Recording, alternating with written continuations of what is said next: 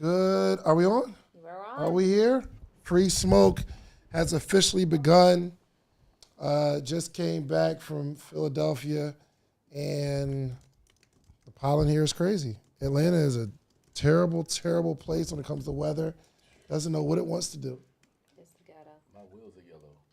My joint got scratched as soon as I landed. It was like wild. So we are here. Welcome, welcome, welcome. It is noon on a Friday. And y'all know we go live at noon every single Friday. Share this out with someone you love. I think we got to get into this this episode to drop, man. Shoot, bro. We talked about it today. Did y'all see the podcast that dropped? Episode 448. I want to say of the Social Proof Podcast. Did y'all check it out? Let me see. We're on Instagram, right? We're on Instagram, right? Let me log in real quick so I can see what y'all talking about. Appreciate it. Y'all saw it? Bro. Somebody said, looking forward to seeing you at the Promise Center in College Park. Oh, let's. Did y'all see? Hold on, what? Who said that on YouTube? On Instagram, all the way up. The Promise Center. Oh, I think I came on a little late. Yeah. Who's from the Promise Center? And how do you know about the Promise Center? They must be. You know about that? You know about the Promise Center? I definitely will be rocking out with the Promise Center, man, because I rock with them. I'm trying to get my 7-figure podcast. I'm trying the best to make it to the summit. Try a little harder. They said Let's you get got the there. right hat on. You said what? They said you got the right hat on. My Come on, Sixers. man. Sixers are here. Gang, gang. Yo, so the episode that we dropped, it really got the streets in a frenzy, man. This is my first time I got to look somebody in the face that. Okay, I don't want to go that direction, but it was a good conversation, and even in the comments, some people said I needed to hear this at this time. Bring it closer. All right, just turn me up in the headphones. Am I good now? So, abuse is real. Abuse is a really real thing, and we had a conversation around that. I can't point a finger at anybody because in a short conversation, we didn't really get solid answers, but we got, we could draw some conclusions to a situation that's not going to be favorable for anybody. And it was a very disgusting conversation. And again, hopefully, I don't know what I'm talking about. Hopefully the perception is off because anything could be off. But yes, I did communicate with the young lady. She said she's good. Said she's all right. So we'll take that. She's all right. But I've been on my timeline, I've been seeing a lot more domestic violence content. And it's making it more and more real. I saw this video, a young lady was bruised, like face super scratched up, arms had visible bruises on them. You could tell she had just gotten into it.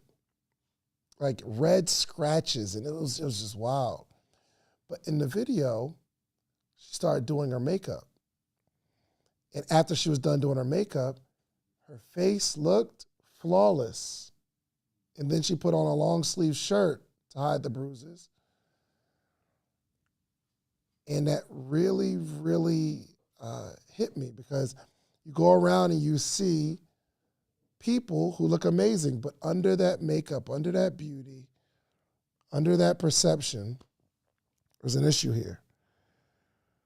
So it was it's an eye-opening situation because I never had this conversation with people. I've never got a chance to engage in a full-fledged conversation around domestic violence.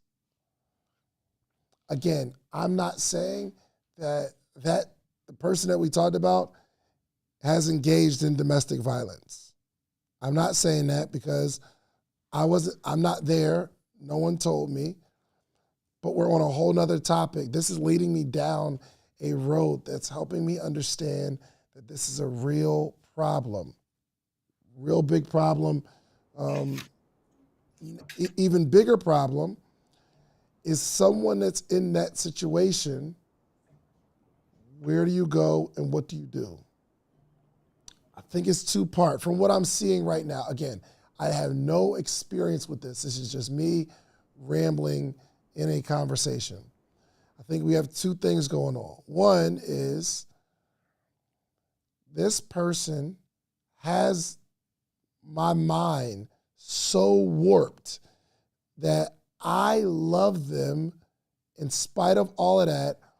There's some insecurity inside of me that makes me think that, one, this is love. The fact that he's passionate about me, he wants the best for me, or vice versa. So we'll just talk about it one way because I understand it goes both ways. This person has my mind so warped that I depend on this person. And I believe this is what love is because I've only experienced this type of love. And maybe this is a form of love.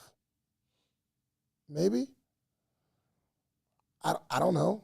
I can't say that it's not love because I don't love that way. But maybe. I discipline my child because I love my child. In this situation, in their mind, maybe this person is thinking, I'm doing this to this person because I love them. Maybe I saw my dad love my mom that way. This is an emotional situation. I love this person. Other side is, what else am I going to do? That's the other side. Other side is I can't go anywhere else. Talked about it in the episode.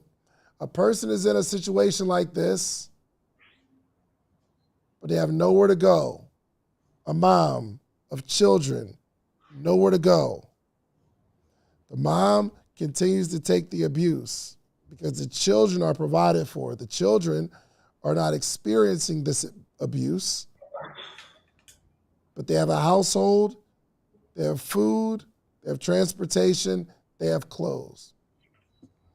One option this woman has is to leave with her children and go where?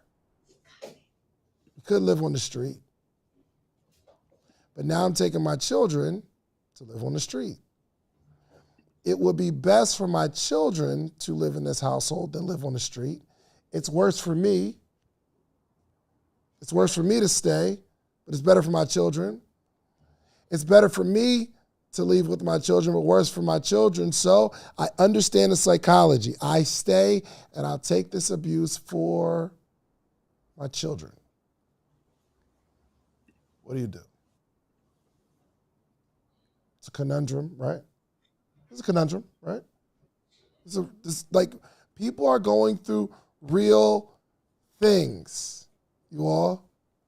So the fact that you started a business and it's not working out the way you think it should, and you're upset, and you're feeling worthless because all you can do is go to this job and make this money.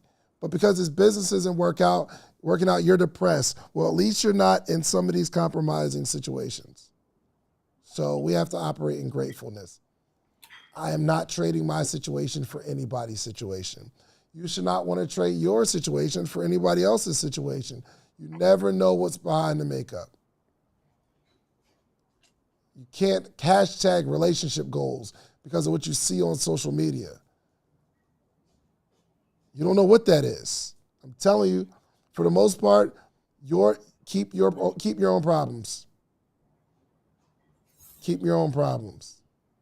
You see these celebrities, and I want to be that. Well, we've seen a lot of situations, especially coming out last few months, where it's even celebrities are in compromising situations, but they put on the makeup. This is why I am on a mission. I am on a mission to teach entrepreneurship because I believe entrepreneurship is power. Financial literacy is power. Now, I believe that we have to focus on our mind and our money. Because if you focus on your mind, personal development, it's not easy for people to trick you. It's not easy for people to manipulate you. We have to, hold on, man, because I'm in rant mode early. Yo, we're about to get into it, man. We are gonna have conversations around success and the secrets that they're not telling you about money. The rules of wealth, we are gonna talk about that too, but I had to get this off my chest. J-Star, what's up, man? Everything good? Everything is amazing. Man, I'm ready to get to it. Talk to me. Let's do it then.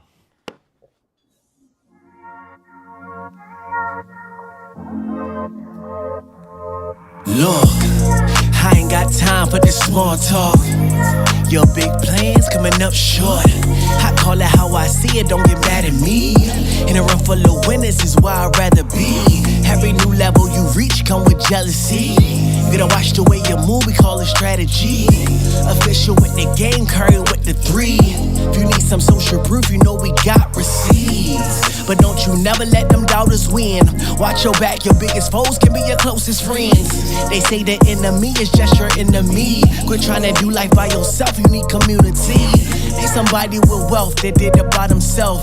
Why you stressing about them people who deny your health? And keep on making moves with no apologies. But if they want smoke, we get that for free. We get that for free.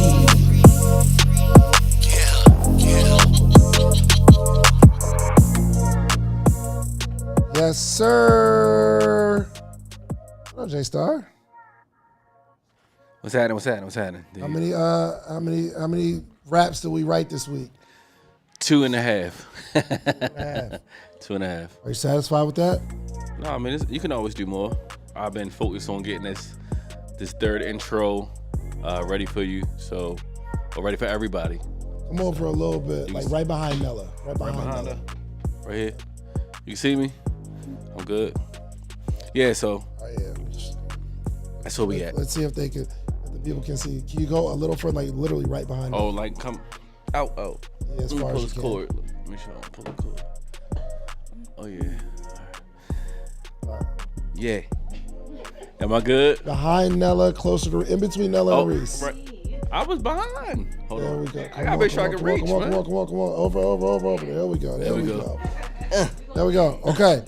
How many raps you write this week? 2.5, man. 2.5. Are you satisfied with that number? You can always do more. But I've been focused on the third intro for the show. So that's been honestly my main priority. So yeah. Is rap the dream? No? What I do yesterday? It's been a lot. Oh yeah. Shot a video? Yeah, one of the ones I told you that I rapped to you earlier today. That's getting posted. I like it. Man, listen, man. Is rap the dream? Rap is the dream. Getting these movies is the dream. Doing voiceovers is the dream. You know what I'm saying? It's a lot of dreams, J-Star. There's a lot of talent over here, my brother. Do you know though, that is a extreme talent may work against you, not for you. But if we're looking at like Jamie Foxx, he's like a unicorn, which you too can be a unicorn. For sure. But he did get serious with the comedy first, and that kind of opened some doors. So that's where I'm at. I mean, coming here from Baltimore, I just wanted to get in the room. You feel what I'm saying? Being here, serving and adding value. I just wanted to get in the room. You feel what I'm saying? Like what's happening now, I didn't know that this was going to happen. I didn't know that this was going to be possible or would even be a thing, right? So when I say making sure these intros are not just, I'm making sure that they're fire. You know what I'm saying? I can't just present anything to you or the world. Right. My name is on that. You know what I'm saying? Sure. So I'm taking this real serious. And yeah. Got you. Okay. All right. Let's change the How world, many we man. writing this week? Man, we're going for 5, man. Five a Going week. for That's what I'm 5. talking about, We're baby. going for 5, man. Listen, y'all, if you have a dream, we have to provide evidence that this is our dream and we got to work hard around it, okay? So, I'm about to bring up my guest in a minute. But there's two things we have to focus on. That's our mind and our money. Because in a situation of domestic violence, I believe that is a mental issue. For some people, right? Some people, we've convinced ourselves that we're not worth it, and we need to find somebody who agrees with us. So we connect with someone who agrees with our own level of self-worth or self-worthlessness, however you look at it. But I believe in personal development. I teach entrepreneurship. There's some people, they're mentally too strong to endure any of that kind of stuff. You can't trick me. You can't get me to think that I'm worthless. You can't get me to believe that my past will be my future. Because they're too personally developed. They're too mentally strong. I want to say that I've developed some mental toughness by the grace of God, where when I see negative comments in the chat, it doesn't shake me. It doesn't ruin my day.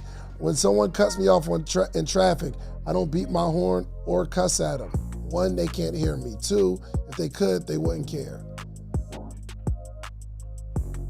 Comes from personal development. 2, we got to get our money right. In that situation where someone's enduring abuse and they have to stay because they don't have the income, that is a money issue. Let's go get some money. Let's really build something, because we got to get out of whatever situation we're in. And I'm not just saying domestically. People are in financial abuse, and they're in an abusive relationship with their job. They're in an abusive relationship the way they look at money. They have trauma around this. So we need to go make some more. All the while personally develop so that we can have as close to a quality of life as we can imagine. So I got to bring on my brother. We have an announcement. All right, let's get it. Nella, what's happening, homie? Great afternoon, everybody. What's up? What's going on? Welcome to Free Smoke Friday. You already know I gotta lay out the house rules for y'all. So first and foremost, if you are on YouTube or even Instagram, make sure you go ahead and hit that like button and share this live with 3 of your friends. I don't care if they're entrepreneurs, they think about being entrepreneurs, they kind of dabbling with entrepreneurship, they got a hobby that's kind of making them money. Whatever the case may be, share this, because they are going to find some type of value out of today's conversation. I guarantee it. Second, if you are on YouTube and you are loving the information that's going to be given to you today by David and his guests, make sure you go ahead and drop a super chat. The super chat isn't going to us. It's not going in our pockets. It's going to be helping the children of inner cities who have their entrepreneurial dreams. They may be starting a business, they want to start a business, but they just need that extra push. They need that help. Well, that money is going to sow into them and into their business. But make sure you go ahead, hit that like button, and let's get into this conversation. Instagram, we about to log off, so if you're not on YouTube, you're going to miss out. Absolutely. Hey, man, go to YouTube right now and type in Real Social Proof or Social Proof Podcast. You will find us. And this Instagram Live will self-destruct soon. So come on over, join the conversation. About to bring up my guy, and we are going to talk about the rules of wealth. Mr. Carter Cofield. What's happening, brother? Art thou there? Yes, sir. Yes, sir. How you feeling, man? I'm feeling good on this side. I wish I was about to say I wish I was there live with y'all, but you just told me about Atlanta's weather. And it's 82 degrees out here in Medellin, Colombia, brother. So I think I'm good. Medellin. Is that we can cut Instagram. Is that a personal decision to move out there, or was it a financial decision? This was both, because my personal decision, I am the happiest I've ever been in my life living here. And it was just a test, like, right? How many people can say they lived in another country, right? How many people are willing to get out their comfort zone to move to another country alone? to start a new life. So for me, it was a personal decision and a personal development decision. And it just so happens to be, it costs maybe 20th, maybe 25% of what it costs you to live in Medellin than it does in Atlanta. So like what I'm saving I basically 4x my net worth by moving out here because everything's so cheap.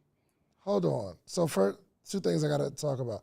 And let's center him. Let's get him straight. Okay.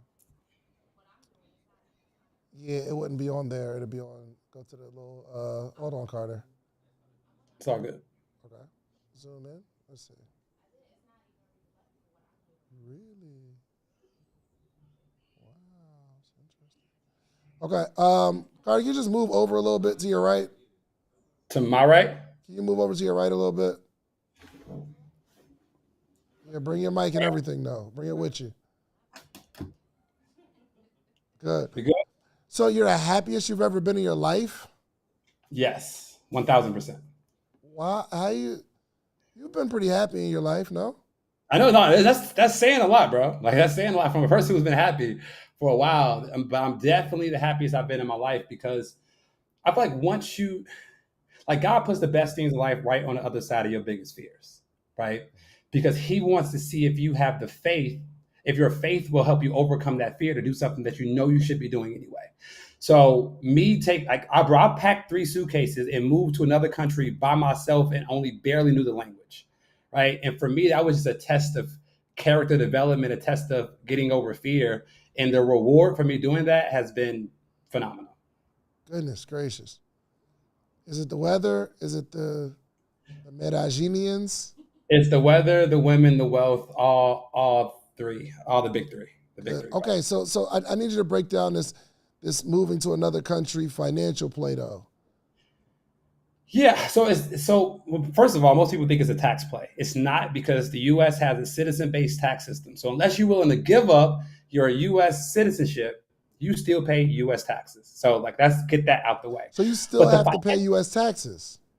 1,000%. And that goes if you move anywhere. Like the U.S. has a citizen-based tax system. So the only way you can use somebody else's tax system is if you give up your U.S. residency. And who's going to do that?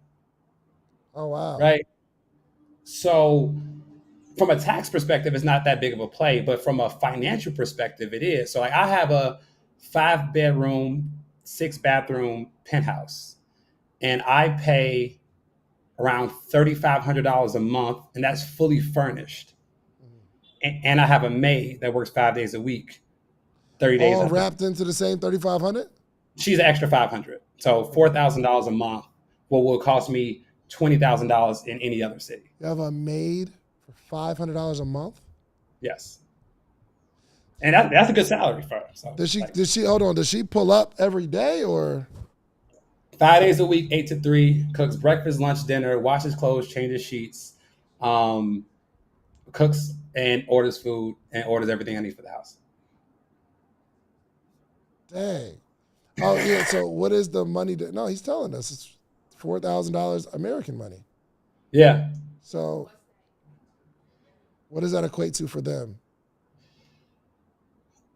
So it's 1 million pesos is $250 US. So that now you know the currency difference, so you can kind of do that math. Gotcha. Okay. But she so makes it's $2 not a million. tax difference. It's just for the quality of life that you would enjoy in America, it'd be 3x, 4x. Exactly. So, and that's life hacking, right? Like I think people have this mindset of I have to make $10,000 a month to be happy, right? And Tim Ferriss talks about this in his 4-Hour Workweek book. Like you can location hack your life to have whatever you want. So you can make $10,000 in America and be middle class, or you can make $10,000 a month in Thailand and be a king. So you can live the multimillionaire lifestyle in a different country for a fraction of the income.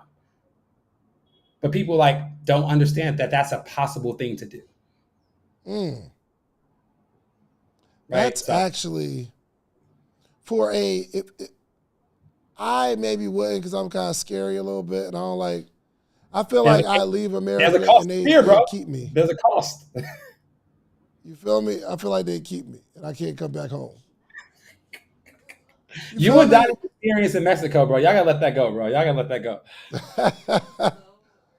So, okay, so what do you have to do? Like move back and forth? Do you have to come back for a certain period of time, then go, or?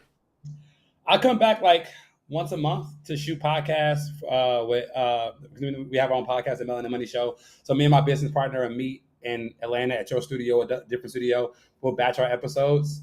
And I'll come speak on stages a few times, but like, I love it because it really allows me to say no a lot. Like when people ask me to do stuff, I live in another country, bro. That's not gonna happen. Like unless I really, really want to do it. Got it. So okay. We got to talk about the rules. What was the title of this, Nella? What was the title? It's like the rules of money.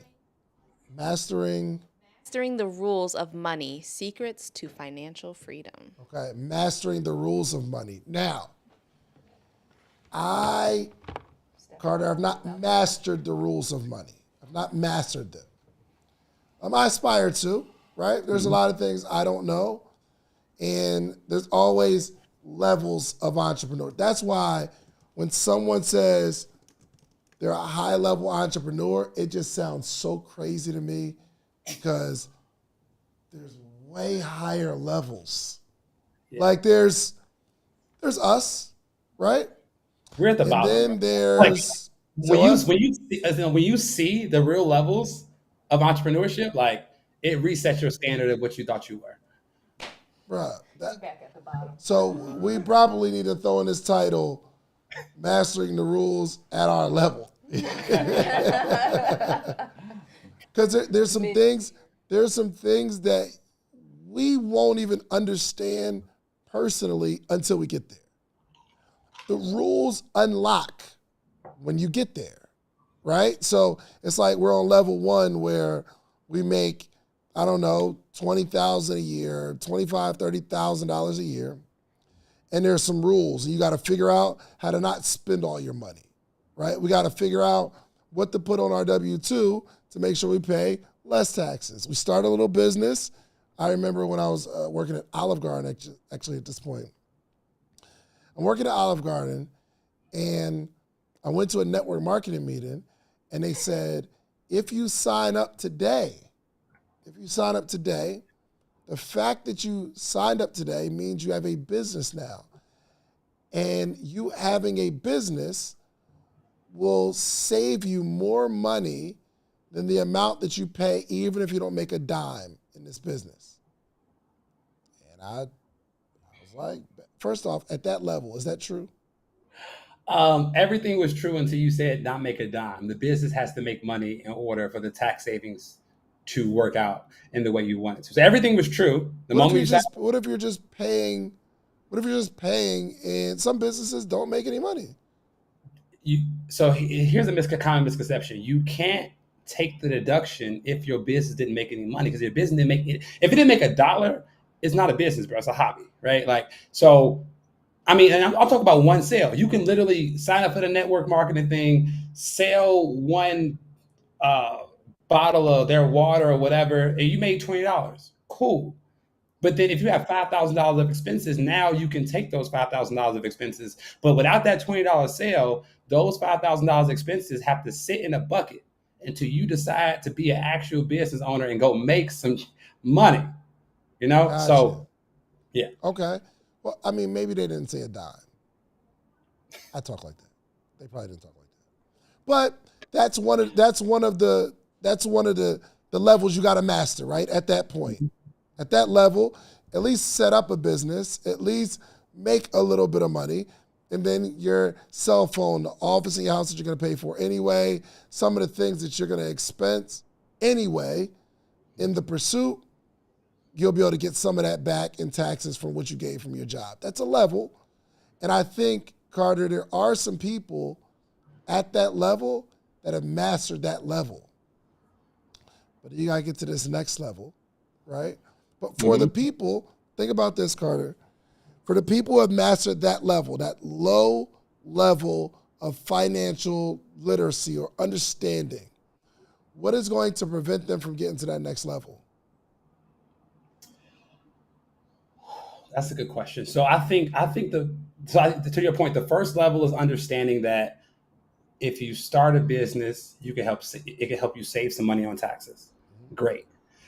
Level two that most people forget is like you don't have a tax problem until you have a money problem. Meaning you don't have a tax problem until you go make some money. So I think that people get like, so level two is understanding like, all right, cool, my business helps me save on taxes, but now go find out ways to make your business make money. Because the more money you can make, the more taxes you can save. But people get so caught up on saving taxes, bro, they forget to actually go make some money. Right. And so I feel like that is like that's like the second level right there. Like, all right, cool. Start a business, help you save on taxes, bet. Now, next level is how can I make this business make more money so that I can save more on taxes? Because the more you make, the more you can save. If you're only making $20,000 a year, you can probably only save $4,000 or $5,000 in taxes. But if you make $100,000 a year, now you can save $20,000, $30,000 in taxes. So I think like level two is like go make some money so that you can increase your tax savings. Good. Well, let's talk about that then. What it takes to earn money. Earning money is a skill that it takes practice to figure it out, but mentally first, I think we have to decide that we're going to make some money, right? Not just start a business, because some people want to start a business to start a business, and they think that starting a business comes with money, like almost like batteries included. It doesn't really work that way. For those that are listening, let's talk about the mindset it takes when we're approaching a business when it comes to making money. Yeah, so I got so many thoughts on this, bro. And I'm so blessed to be able to be in the rooms with people I've been in the room with. Because the first thing about entrepreneurship, the first thing about making money in the business, I don't think it's that hard anymore because of what I've learned. So like I'll just give you all what like one of the biggest lessons I learned that like to help me understand how to make money in your business, right? Like it's all a numbers game. So put it like this. If you sell a product or service, right? Let's say you sell a service, it's $100. And you go talk to 10 people and you find out that every 2 people, out of every 10 people you talk to, you make 1 sale. So you make every 10 people you talk to, you make $100. Cool. Then you now know what your close ratio is. So if you talk to 10 people, you close 1. So then the only thing you have to focus on is the activity of getting in front of more people. If you get in front of 100 people with that same close percentage, you then make 10 sales, 10 times 100. Now you got $1,000, right? And so now it's just like, you don't have to focus on making $1,000. Change the focus from making $1,000 to talking to 100 people. For sure. But people like, they like that. That's people saying somebody saying no to you is like, oh my God, they said they don't want my service. Like you got to get over that, bro. Like, you know what I'm saying? And once I start looking at business like from a metric standpoint and not an emotional standpoint, like, oh, if I talk to 100 people, I'll make $1,000. Bet, let's go talk to 100 people. And then you can start changing things to make it easy. I don't think it's that hard to make money in the business anymore. Nah, that's a fact. Jim Rohn said, I make up in numbers what I lack in skill. Meaning if you're not really, really good at it, you just do a whole bunch of work. And like what I was actually talking on a morning meetup, and I was sharing with them a couple of different ways to make money. For one way to make money is to work harder. Now, we don't like nobody's going to teach that in a master class or put it on social media like, hey, if you want to make more money, if you want to double your income, double your work ethic. But that is a way to make more money. If you work 40 hours a week, you make $1,000. Well, if you work 50 hours a week or 60 hours a week, you might get time and a half. And you'll end up with more money. Less time, but more money for sure. But we have to really focus on, okay, how are we going to make money? And Carter, I do believe for some people, the first step is just working harder. Let's get to these numbers, y'all. Let's get to the numbers. Can I give you a framework that framework that recently changed like my life as an entrepreneur?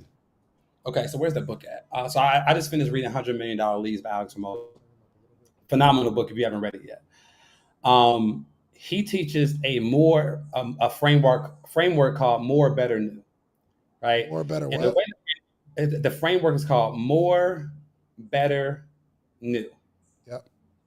right? So the first thing is just do more volume of what you're already doing, right? So if you're talking to 10 people, you make one sale, go talk to 100 people, you'll make 10 sales. Like, just do more. And like, until you maximize your capacity, don't focus on anything else. Just do more volume.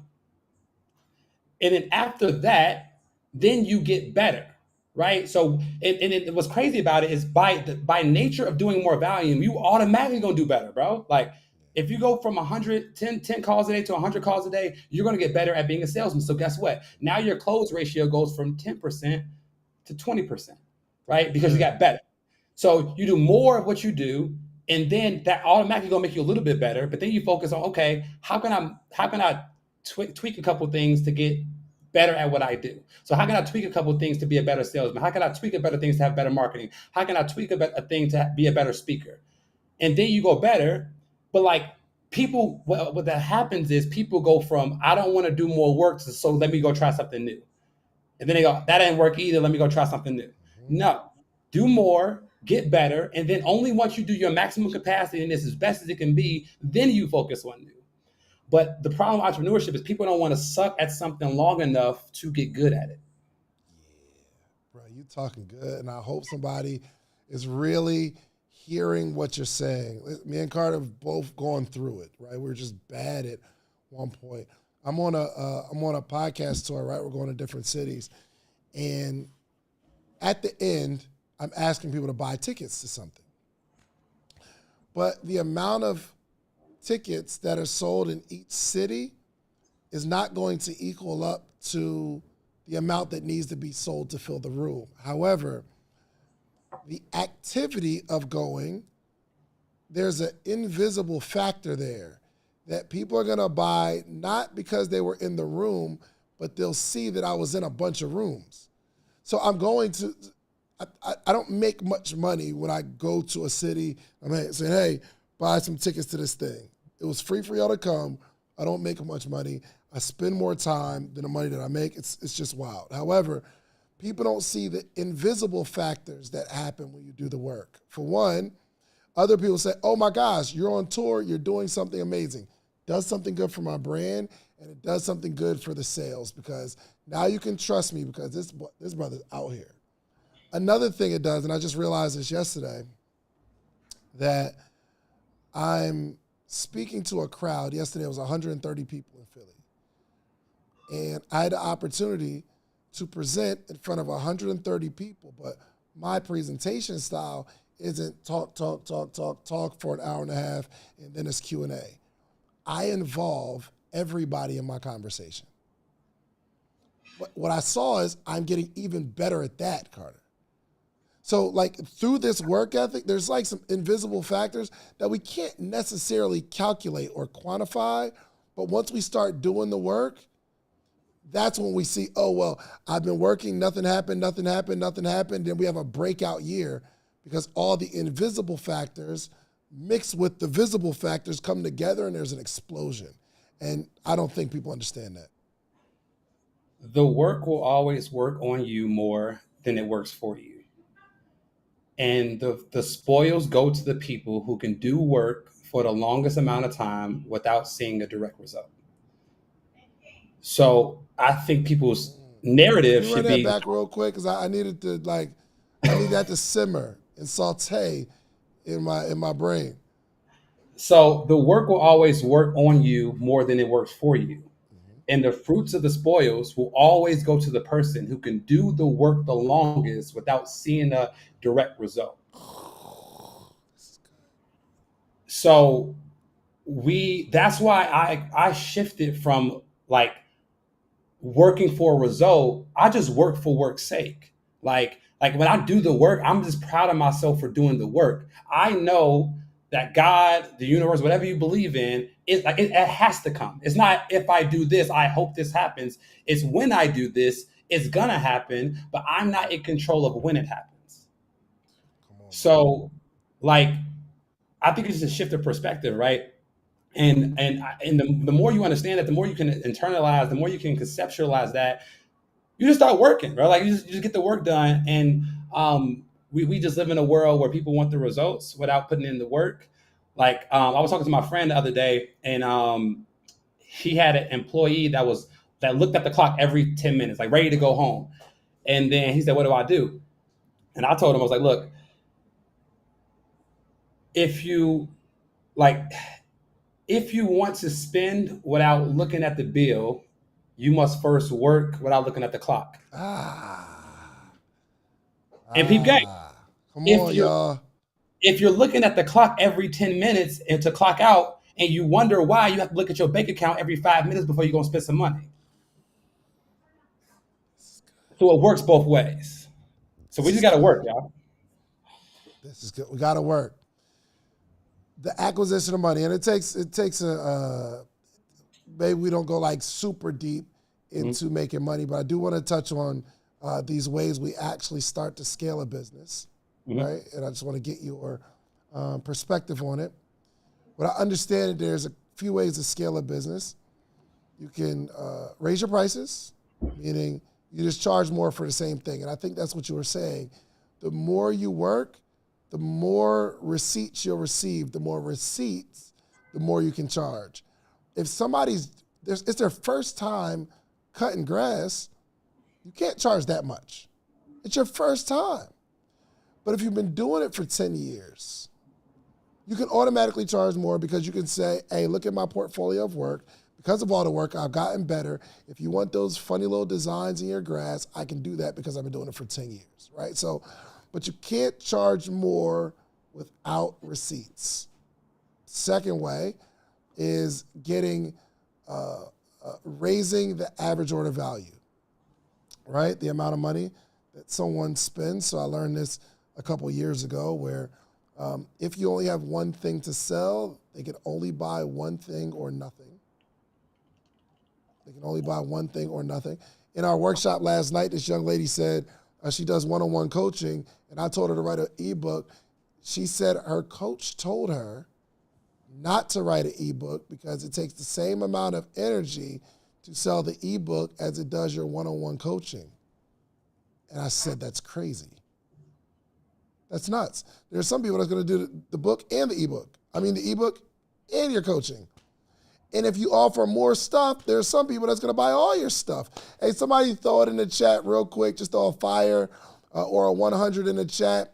If you're on this call and you've bought from either myself or Carter more than once, just throw it in the chat. We can raise the average order value, right?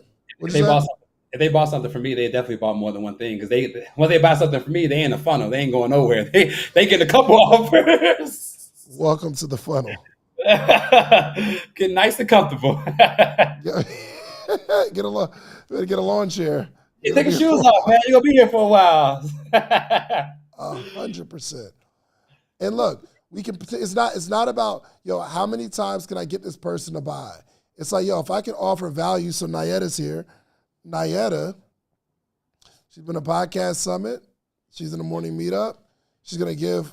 She gives super chats, meaning she's invested in me more than once. But it's because I work masterfully and I always have something that I can offer that's going to give value. So if you can continue to add value to people, they can continue to give you your money. But if you only have one offer, they can only buy one thing from you. So we can scale a business, right, Carter? I want to get your thoughts on this right here. Yeah. If you only have one thing, they can only buy one or zero. Yeah. The more offerings that you have that are in the same line and they offer immense value, you can make more money. Is that right? 1,000%. So, I mean, you've heard the quote from our mentor, Myron: the offer you don't make is the offer they can't take, right? Mm-hmm. So if you only make one offer, they can only take one offer. And this might be a really good business lesson for everybody listening. Every solution that you create for a client causes a new problem. Okay? Every solution you create for a client causes a new problem. What do I mean by that? If you teach somebody how to get leads, right? So if your first offer is, I'm gonna teach you how to get 100 leads per week in your business. Cool. You solve that problem. The next problem they're going to have, though, is now they're going to need to have somebody on the phone to close these leads. So now the next offer is, I'm going to teach you how to build a sales team, or I'm going to teach you how to build your sales skills to take these calls. So now you just sold them one solution, which caused a new problem. Then you sell them the next solution for the next problem. So the question you need to be asking yourself is, after they buy each product from me, what solution am I giving them? And then what problem comes with that solution? Right. And then you can create this perpetual cycle of things to sell your clients. And you're not doing them any wrong. You're solving the next problem. Right. So for instance, for me, you buy ebook teaching you how to write off 300 things in your business. Right. The next thing you're going to want to learn is, how do I set up business? Now that I know what I can write off, how do I structure my business the right way so that I can write it off? Then you buy that. Right. Then it's like, okay, well, I know how to do that. Well, now how do I manage my books so that I can keep track of all these write-offs? So we just like perpetually create a problem solution cycle. And here's the thing, they going to buy the solution from somebody. For sure. Why not you? For sure. Oh, you're talking good. I hope y'all are getting this, y'all. Now, I don't want everybody to get confused, because you are selling a product. Let's say you're selling hats or socks and you have a sock company. What we're not saying is, if you have a sock company and you're selling socks, don't go get your real estate license and start selling houses, because Carter said you got to have some more offers, because they're not buying houses because I ain't got no houses. But if I could sell houses, I'd be able to sell houses and socks. And it works together, because what does everybody in a house need? Socks. It worked. No, that's not what we're saying, y'all. This is not what's happening right now. Don't hear what I'm not saying, please. Don't hear what I'm not saying. And then here, Shands, I don't know if you want to go here or not, but we can. We're here. Stop robbing the business of money that is not yours. What I mean by that, so the next step, right? So once they learn how to make more offers, here's where people fail. They go from making $1,000 a month, $5,000 a month, then they start selling more products. They get to that $10,000 a month. Then they start changing their lifestyle and spending money personally that they should be reinvesting into the business. Right? So when people start making money, they start robbing the business of the money because they want to start living a different lifestyle. And that is what will kill you from going from step 3 to step 4. Because once you hit that 5K, 10K a month, you got extra money now.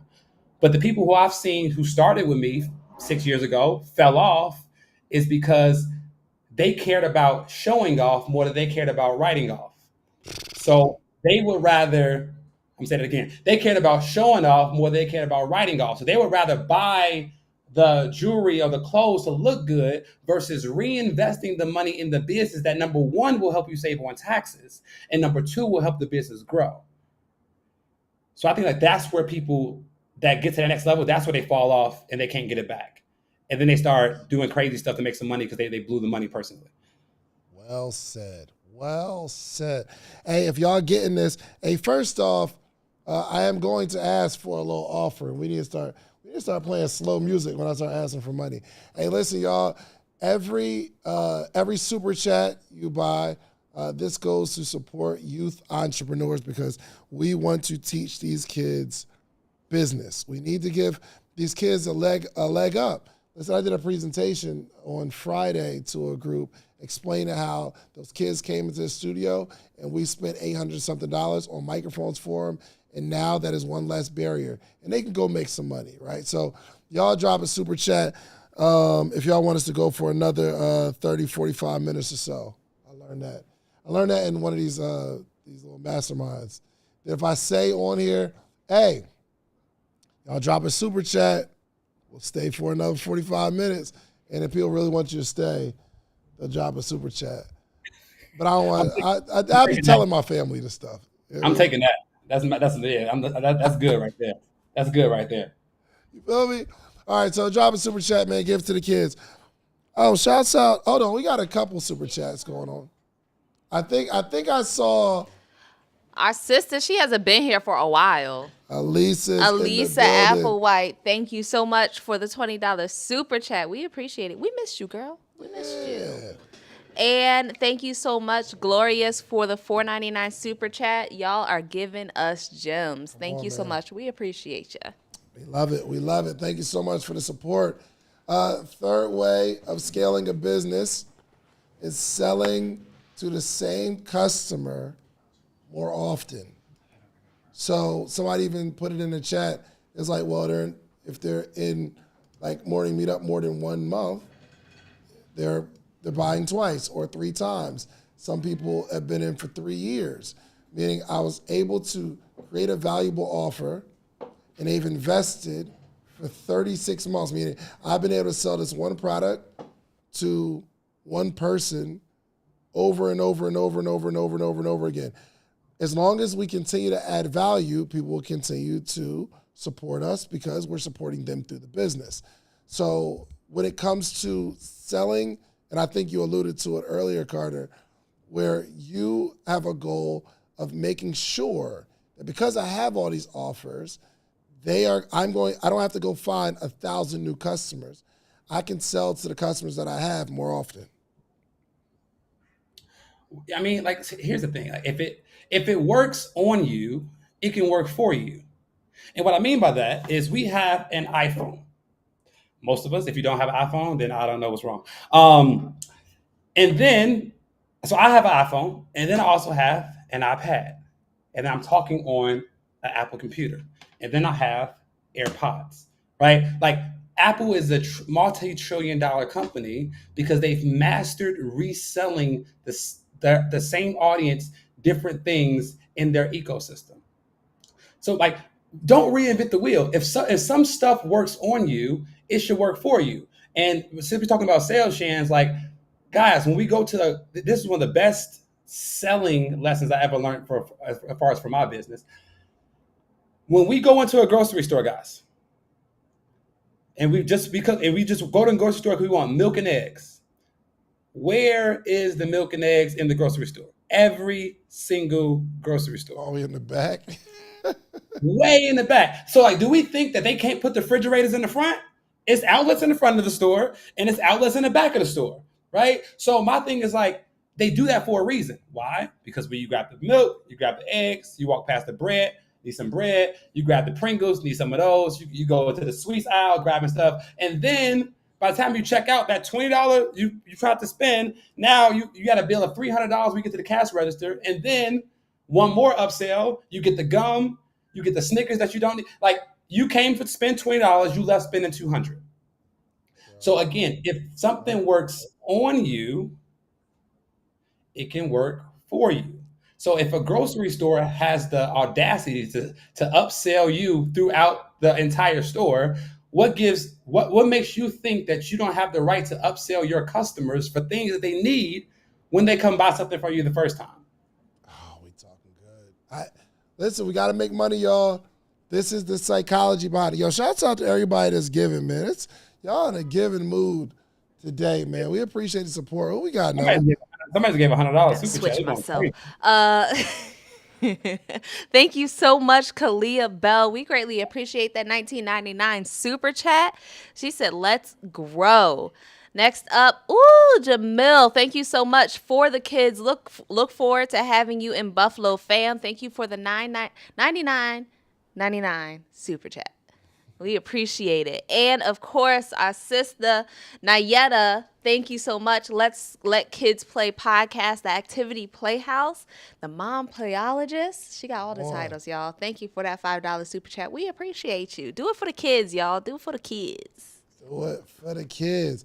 Okay, so we talked about that first level of, like, just understanding financial literacy and understanding that there are rules at every single level.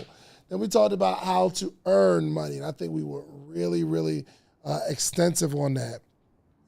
I think what's important now is once we understand how to earn, we have to learn how to save, right? We got to be able to hold on to something somehow. What is your philosophy on that?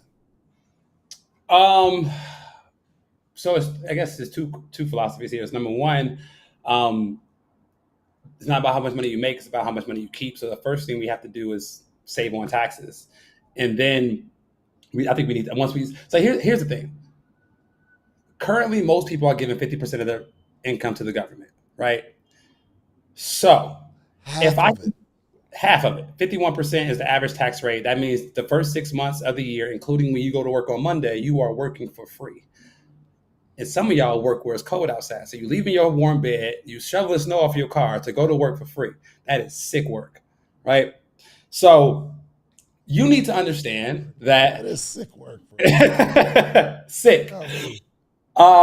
So you need, like, I think everybody's number one goal should be to learn how to save on taxes once they start making money. Because think about this, the easiest way to make more money is to save on taxes. Like, you don't got to ask your boss for a raise.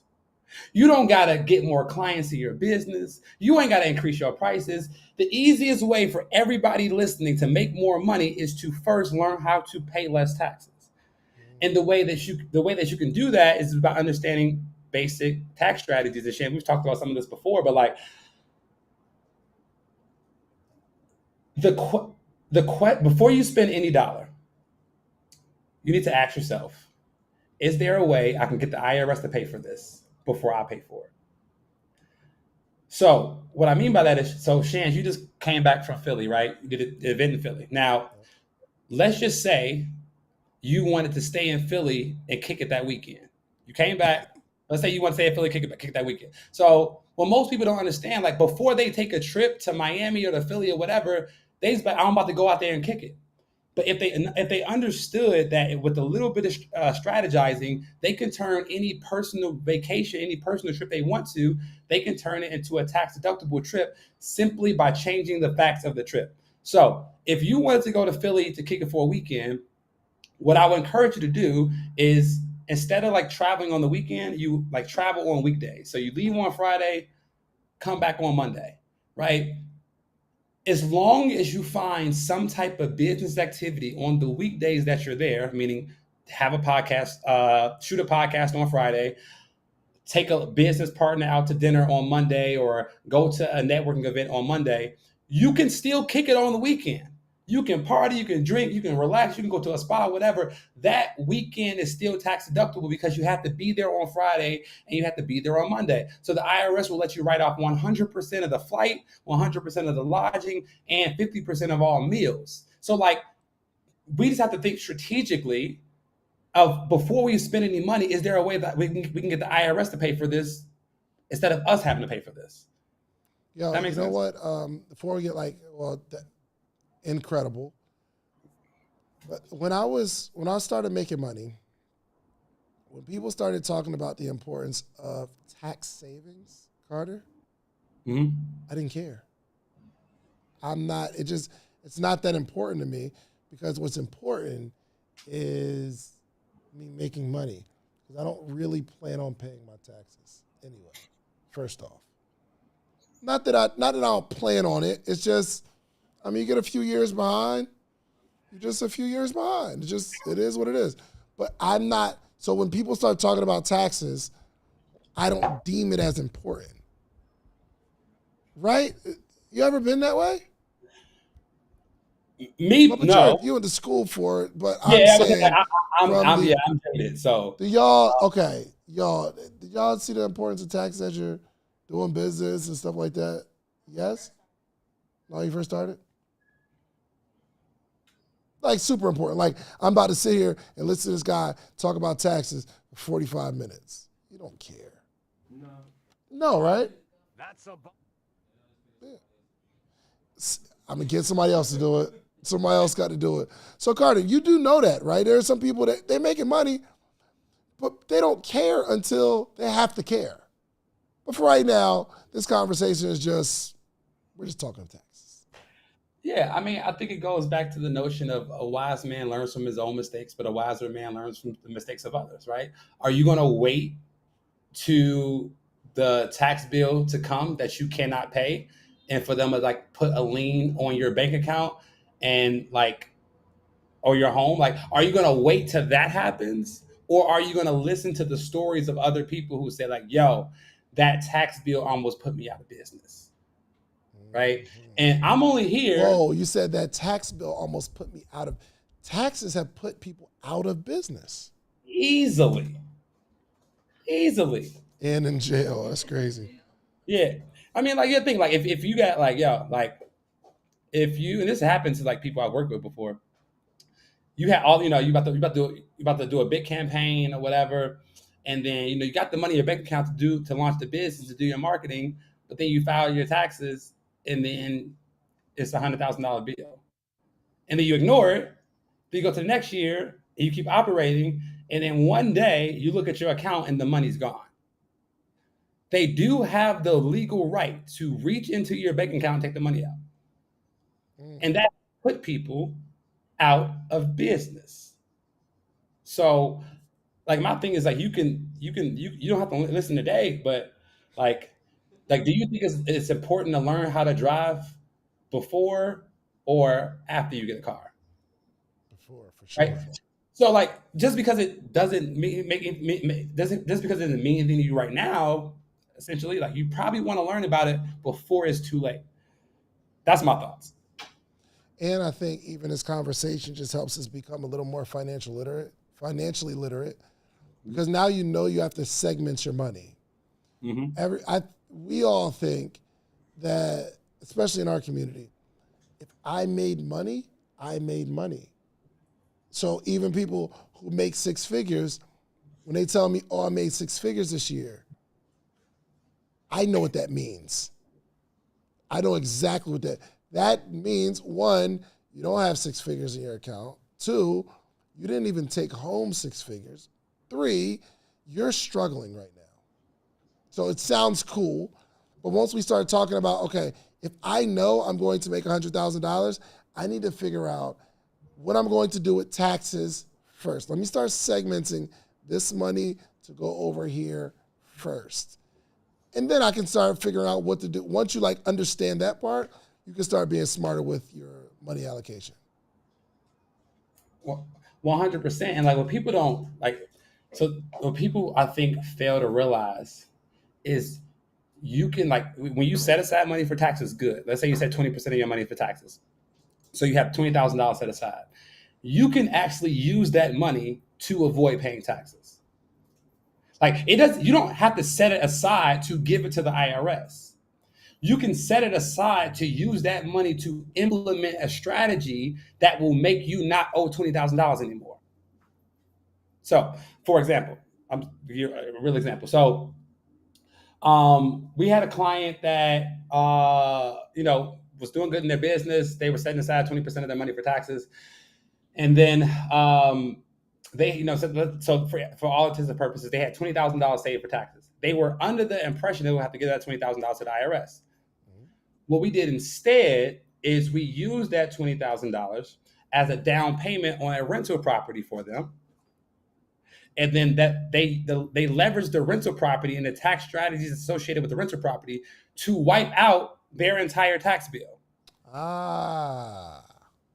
So, like, you don't have to set it aside to give it to the IRS. But if you have it set aside, we now have money to use to implement the strategies that will make that tax bill go away. Nah, that's good. That's good. That's good. Yeah. So I think people don't say taken care of. What's that? I think people don't save. They think they have to give it away. No, we're saving so we can use that money to avoid taxes. But if you don't have the money saved, I can't even help you. So I think that will help people change their mind. I love that. We very, very important. I want to talk about actually. So once we understand we have to take care of our tax liability. How do you allocate money as a whole? Like, like when you see $1 come in or $100 come in, I think this would be easy. How do you break down that $100 mentally? For me, the way we do it is, so 50% of every dollar I make goes back into the business. 10%, I give away about 10% to charity. So we have 60%. I set aside 15% for taxes. I set about 20% now because the income. So we're about 80% overall. And then I invest the other 15% into endeavors outside of business, stocks, real estate, whatever. And I live off, like personally, I live off about 5% of the money I make. You live off 5% of your money? Yep. What about going outside? Maybe Is that 5% wrapped works. in that 5%? So anything I need to spend that's not going to be a business expense, that's going to be a personal expense, is 5% of my income. And what that does for me is if I look at the bank account and that 5% is gone, guess who's sitting down that weekend? Sometimes you ain't got it. You ain't got it. Like you have to trick yourself into being broke or you will actually be broke. That's a fact. Like I think the best money lesson, dude, and I don't think I ever told this story before. So one of the best money lessons I ever got was I was very young. So my dad died when I was 16. And he had a life insurance plan that was just enough to cover his funeral and to give me, my brother, and my sister about $5,000 each. So we had $5,000 in our savings account. And then my godfather at the time, he said he knew I had the money. He said, "This is your new definition of broke. When you have $5,000 in your account, this is your new definition of broke." And since then, like most people's broke is when they're actually broke. But for me, since I was 16, having anything less than $5,000 in my account, I was broke. Yep. So like we need to reshape our mind to like, if we implement these strategies properly, it will make sure we don't actually be broke ever again in our life. Yeah, I learned that too as a concept of raising your zero. So like what you're saying, when you have zero, some people have zero. Some people, you know what? Some people think they have nothing when they're in the negative. Like that's their nothing. That's their like, I have nothing because I'm negative. And when they're at zero, they think they can go splurge because they got to get back to their zero. Ain't that crazy? But for sure, I remember my ultimate goal was to save $1,000 because I heard this stat, and it was in network marketing that 70% of Americans don't have $1,000 saved. And I remember them saying that. Whether it's true or not, I don't know. It sounds about true. Most people don't have $1,000. And I said to myself, I at least want to be in the 30%. I said, all I got to do is save $1,000 and I'll be like wealthier than 7 out of 10 people I meet every day. Sign me up. Get that 1,000. And it's continued to grow from there, right? So from the 5,000, your broke has changed, right? Yep. Side note, I don't know if this has anything to do with anything that we're talking about, but I always wondered how someone like super successful, Carter, let's say they make, they're at 20, 30, $40 million saved or $30 million a year, whatever. And something happens in the stock market or with Bitcoin or something like that, and they get down to their last couple million, and they feel the only way to get out is suicide. I never understood that, bro. I'm thinking, bro, you got another million left. You got $1 million. What do you mean? You got a couple $1 million. But their zero has changed to so high. Once you get down to that last couple million, it's like, yo, what am I going to do? That's real, bro. My thoughts on that is when your standard changes, it's hard to get it back. So I think the reason why me and you are able to earn what we earn is because we have a different standard of what money is. So the only way for you to make multi-millions of dollars a year, you have to really believe that $1 million is not a lot of money. Yeah. Like for me, $1 million is not a lot of money at all. Like it's good, but like it's not a lot of money at all. So like in order to get the 30 or 40 million, $1 million is going to feel like $100 to you. Like you have to trick yourself into believe, like in order to get to 40 million, you have to believe in your heart of hearts that $1 million is nothing. in order to get there. So then that way, that's why when they get down to 3, they got $300, bro. Like, you know what I'm saying? Yeah. Like that's why I think that's why it happens, because the only, like, if you think $1 million is a lot of money, you won't that's what stopping you from making $1 million. I promise you that. Let me go another layer. I remember I was working at the Cheesecake Factory at this point. And I remember, I don't think I was working that day, but I needed some gas. And all I had was like $5. Or it was like, I think I had like $10 left. And I'm like, because I'm always banking on going to work and making some money. And then now I have money. But I had like $10. So I pull up to the gas station and realize that I only have $10 left. And at the same time, somehow I realized that I was hungry. And I was like, y'all only have $10. And I didn't have any food at the house. And I'm like, I got to make a decision. Am I going to, like, I can't put the whole 10 in the tank because I need to eat. At this time, they had dollar menus running rampant. I'm talking about you can go crazy at Wendy's as long as you got the tax. You know what I mean? You got the 30 cents. as long as you got $5.40, you're good. So, long story short, I said, you know what? I'm going to put $5 in my tank because it's going to take me about that to get to work. And then I'm going to take the other $5 and I'm going to buy some food. So, and I don't think I actually went to Wendy's. I think I went to the grocery store and got like some sandwich stuff, right? Just trying to do what I can at this time. I remember pumping the gas, and I told myself that day, Carter, I will never put $5 in my tank again. That was the day for me.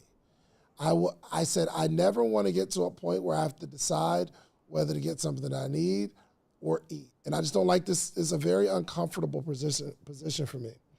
So I told myself I will never, ever put $5 in my tank. And there were some times I got really low. I put 6 in there. I put 8 in there. But I never put $5 in my tank. And I remember the same situation happened again. I will never put $10 in my tank.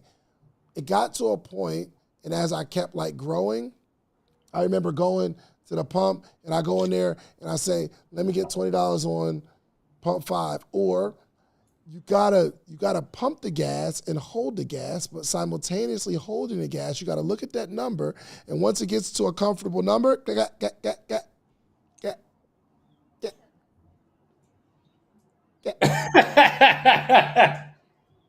oh, you gotta shake it.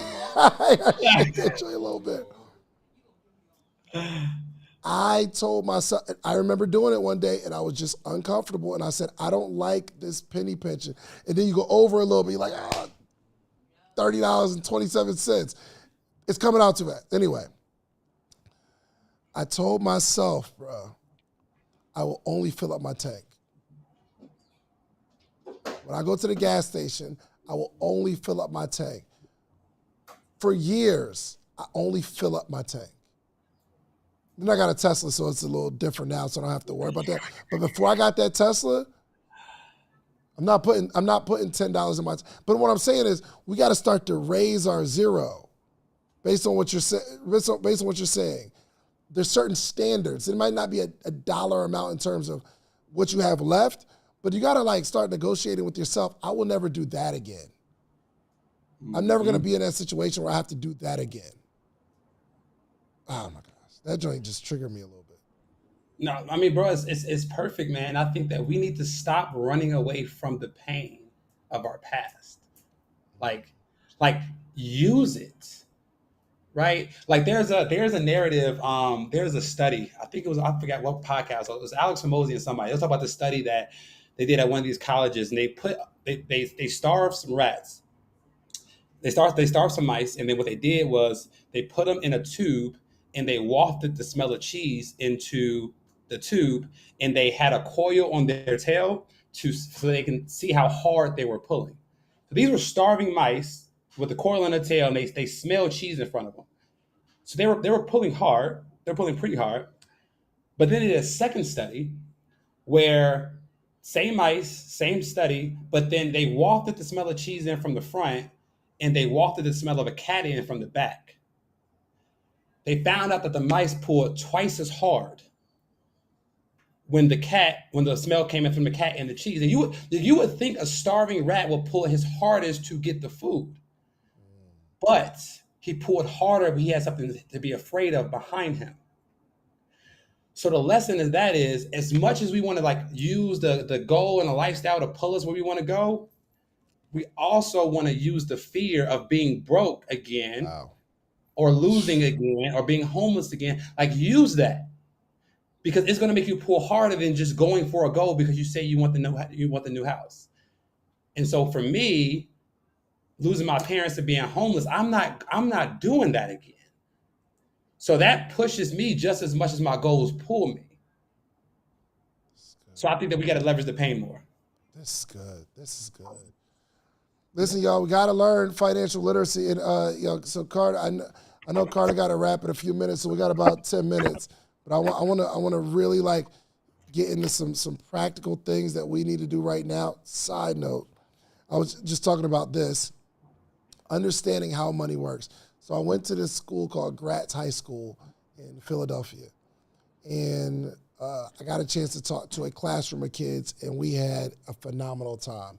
We found out the kid makes $400 every check, $400 every 2 weeks. And he said he works about 25 hours a week, so he doesn't make that much money. But at the end of the class, he said, I want to start this business. I've been thinking about this business, and this talk really is helping me. I want to be an entrepreneur. I said, cool, let's get it done. He said, I want to start this pet grooming business, I believe. And I said, well, how much do you need? He said, I need about $400.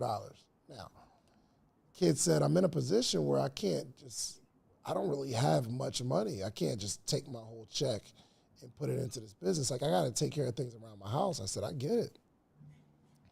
So I was able to share with him that success is simply math. It's a math equation. So I said, out of your $400 check, you have to take 10% out. And this 10%, long story short, out of $400 check, you'll get $40. If you did that for 10 weeks, you'll have the amount of money that you need to start your business. And guess what? This 10% isn't going to hurt you as much as you think. You're not even going to miss it. Trust me. It's like working 10% less at your job. It doesn't kill your finances, but we got to work hard to take 10% out, and eventually you'll have the money. And the reason I'm sharing this story is because the kid, it was like he never thought about this, and a light bulb went off, and it was like, this solves all of my problems. So there's somebody here in Carter, because we talk about financial literacy and there's so much out there in the world, we think that people only understand high-level strategy, and they don't. They need to start at the basics. So I want to give you a scenario. There is an entrepreneur that is struggling. They're making money, but I don't know where it all goes. It seems like the more money I make, the less money I have. This is a real scenario, y'all. Mm-hmm. I want you to give a few tips, and I just want to give you the floor to kind of share your strategy. I'm talking about as practical as possible. They got a job and they got a business that's making money, but I still don't have enough, and I want you to do your very best to guide this person, because there's a lot of people in that situation. Okay. So you have a job and you have a business, you're making decent money, but you don't know where it's going and you're stuck. Okay. So the first thing I think that you need to do is like percentage-based budgeting. And what I mean by that, like, if you don't take care of your money cannot take care of you.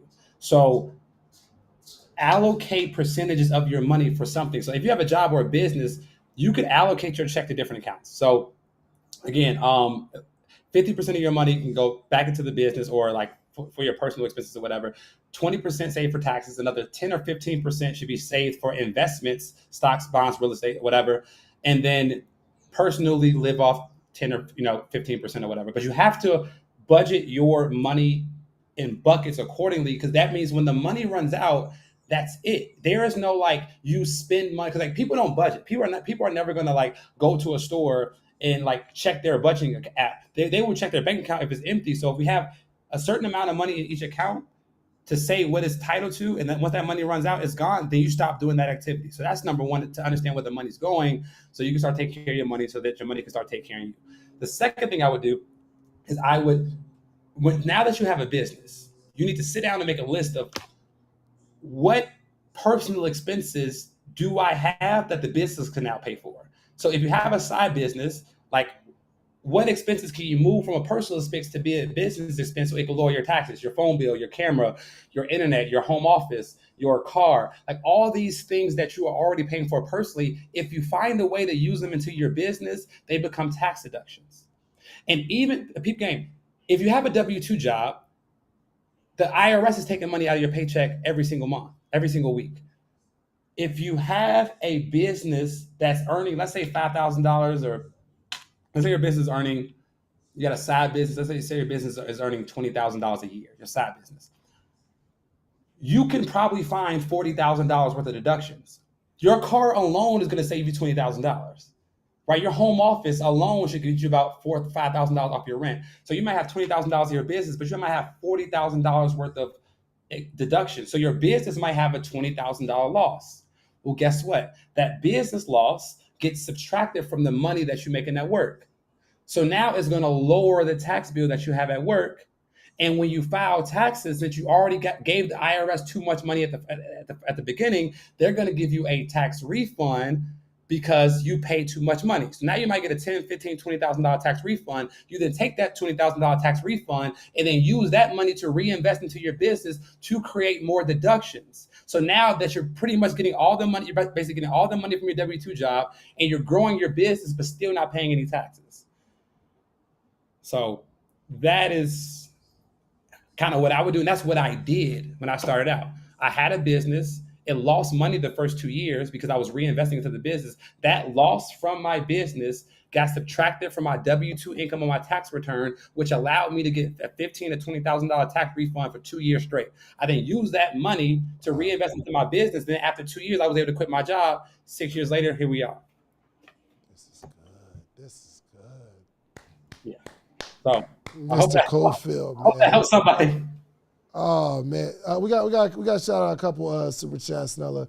I seen a couple come in, man. Yo, listen, everybody that gave a super chat, you are not investing in us. You are investing in yourself. Because every time you put a seed in the ground, it grows. We want to say thank you to. Oh, I'm sorry. It was still on you, so I didn't know. But thank you so much, Raven, for the $4.99 super chat. Perfect Imperfections with Kalia Bell. Thank you so much for the $4.99 super chat. She said this information will free me. Then she spun the block, came back with another $1.99 and said, I'm afraid of going back to a W-2 job.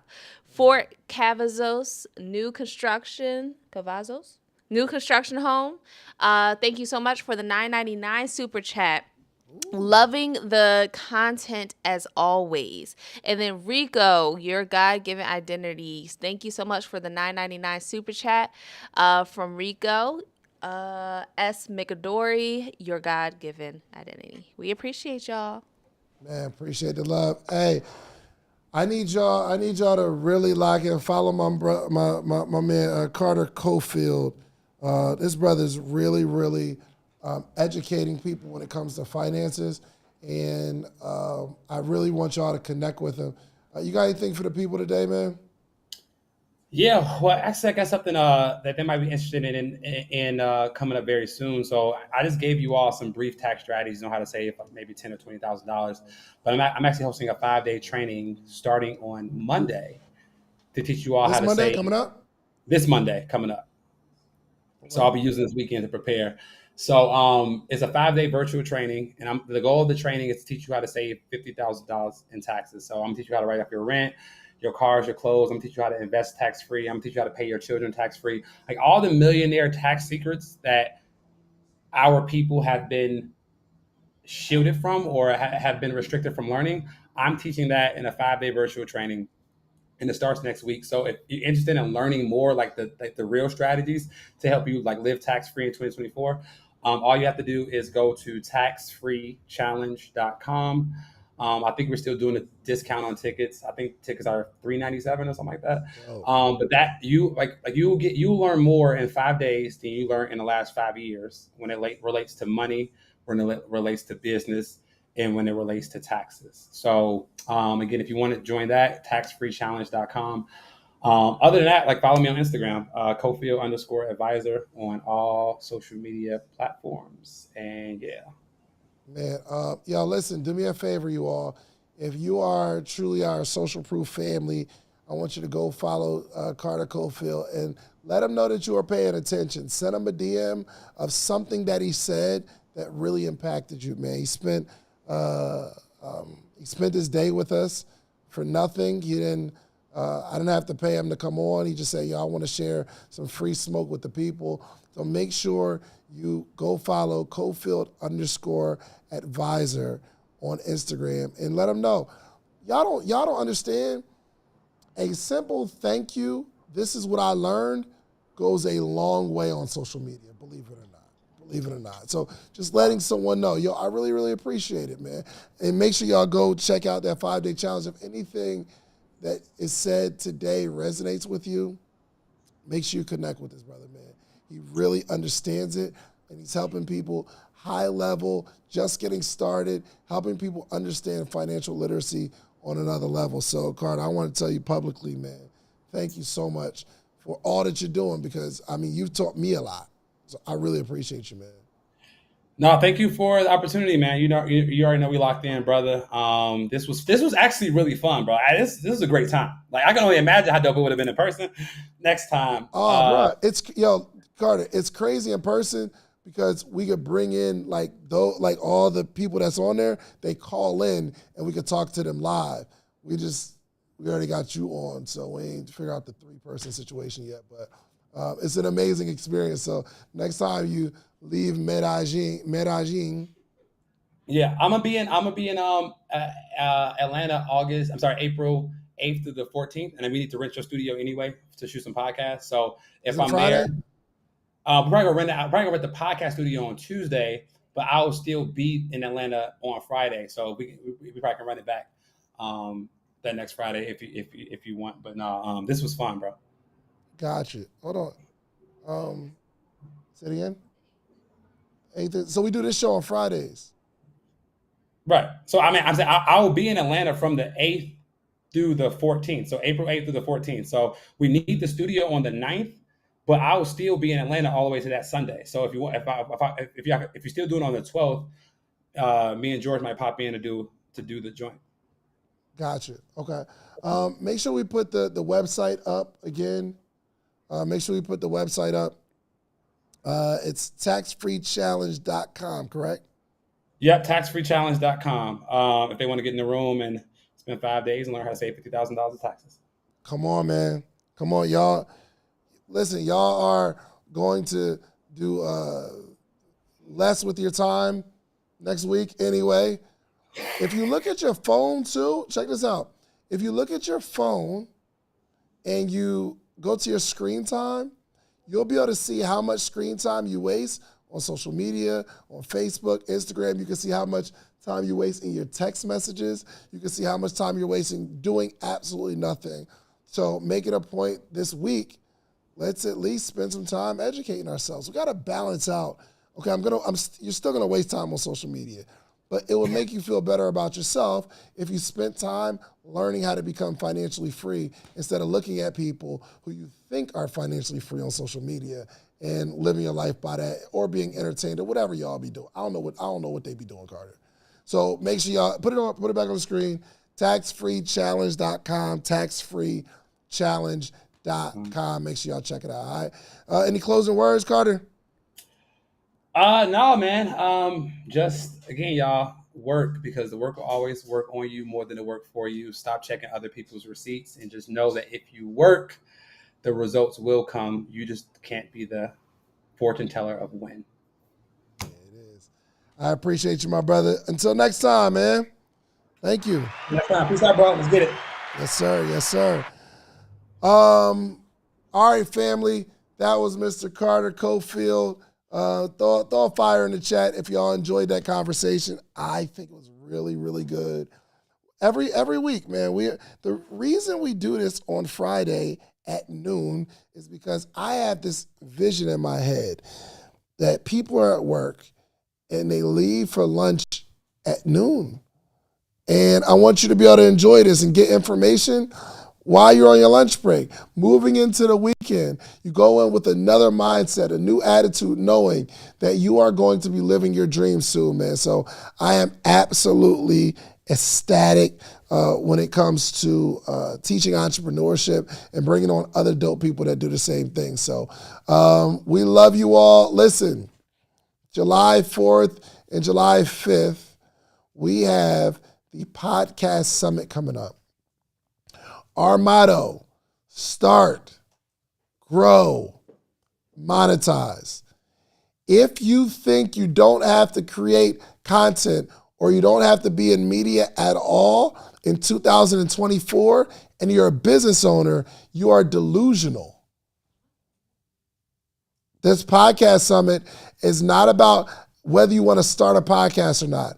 It's about helping you understand the podcasting space, the content creation space, and the media space, because you are going to be left behind if you don't understand how to create content.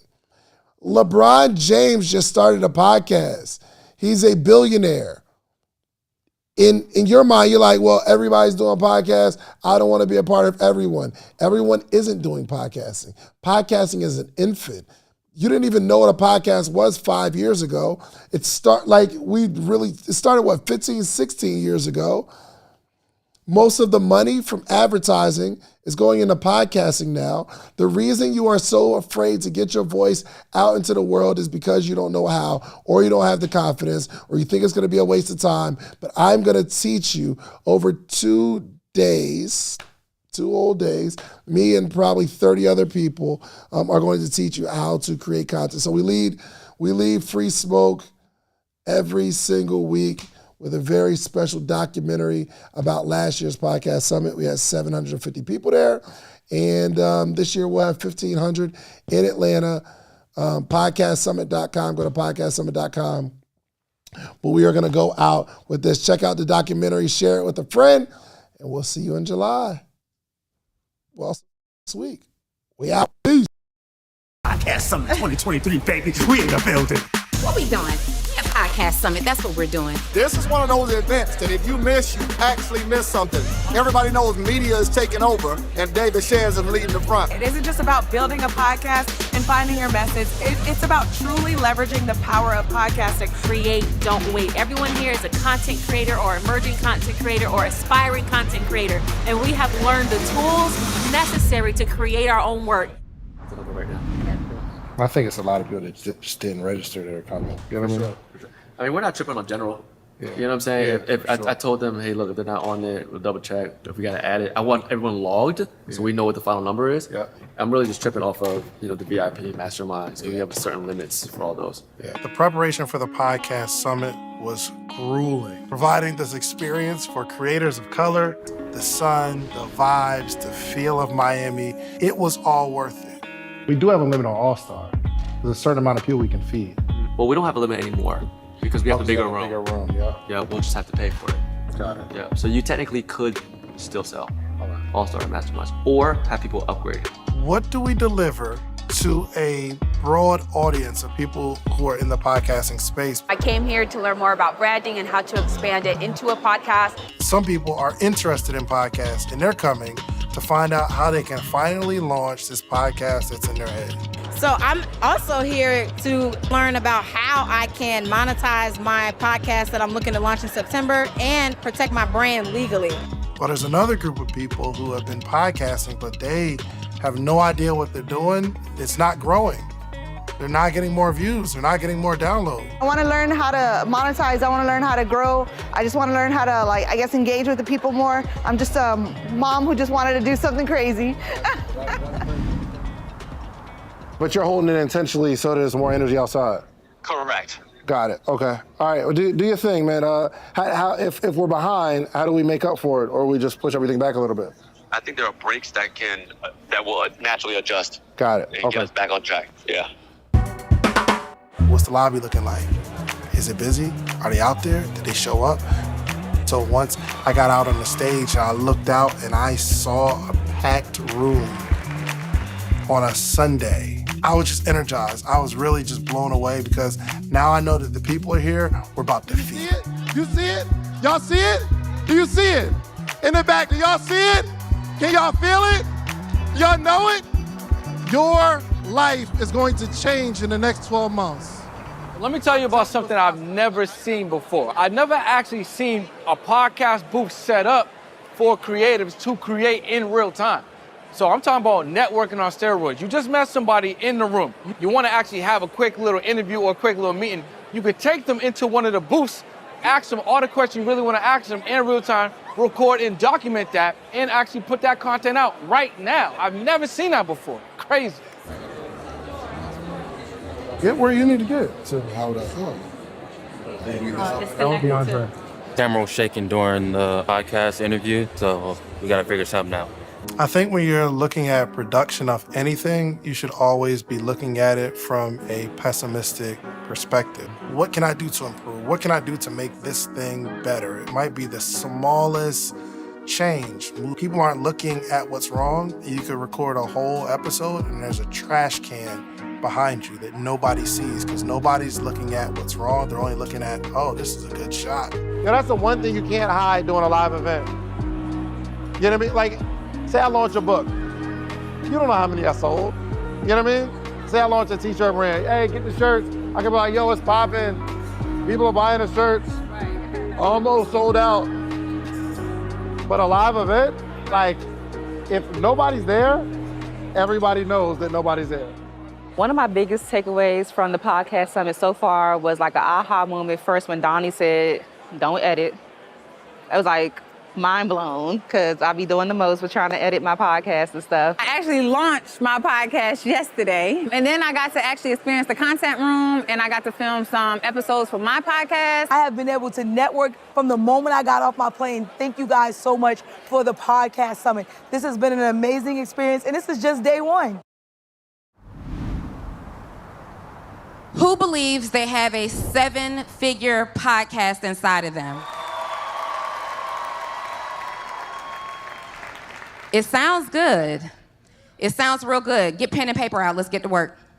Me and my partner Donnie made an offer more on the entrepreneurial side where you can have us as business partners. David gets really nervous about like asking for the money. He gets excited about a product. He wants to do it all the time. Oh yeah, we're gonna do this. But when it's time to ask for the money, he gets scared and it's all on me. It's David Shands, ladies and gentlemen.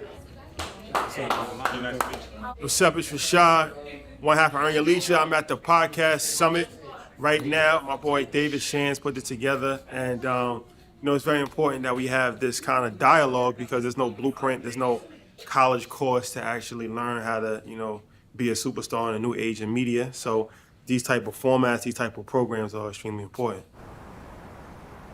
But now Yeah. I've been wanting to create. I've always wanted to be one. But it's the consistency part. When shit ain't working, it's when it's stuck. Yeah. So when Well, here go the thing. You don't know if it's not working. That's the problem. So like I said, when we was doing Thank God It's Monday, we had 50 people watching. Was it working or not?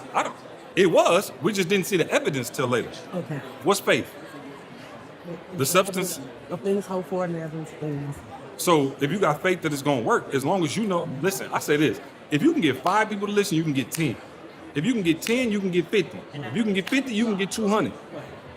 You see what I'm saying? Like, if you got people right, and so a lot of people get caught up because they don't got the big numbers and they ain't got the huge following. Right. Stay consistent with the content. On the side, but again, like you said, we don't want to box her in. I mean, if we can have them placed and then just quickly from like here, right here, after they sit. That works so good. We are Yeah, setting up the set for the Babis Just keep them. She is interviewing a surprise celebrity guest. Well, Rick Ross isn't coming anymore. He was supposed to be Trina's guest. So now we're trying to find another celebrity that's in Miami that'll come and interview. I am about to interview Trina. This was not originally a part of the program. There are some things that I'm going to ask her about stuff that I don't know about. The woes of doing something good. And we were running on time the whole time. So there's one issue. I guess I don't need to talk about that too much, but I mean, it's a part of the journey.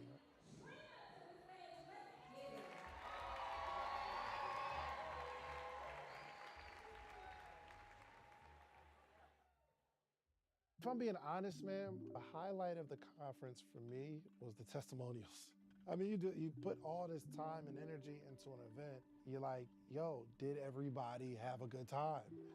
Was everyone pleased? Or are they gonna cancel me Monday morning? And the testimonials, the tears, the rave reviews. And it wasn't me, it was the fact that they got a gumbo of information that was tailored towards them. So the biggest thing I got yesterday was learning how to reach out to sponsors, getting the correct pitch deck going, and also when it comes to branding and making sure that whenever you're pushing yourself on YouTube that you have a good thumbnail and a good description. One thing that I learned that I'm going to implement immediately is one, make sure all my operations are in order. Two, thinking about branding, specifically what Mario talked about of like what brands can you actually work with and what does that look like to actually get sponsorship. The podcast summit in 2 days transformed my life, and it just opened my mind as to how far I can go with my podcast, any pivots that I may need to make or any rebranding that I need to make. So we're just going bigger. We're just going bigger. We're just going bigger.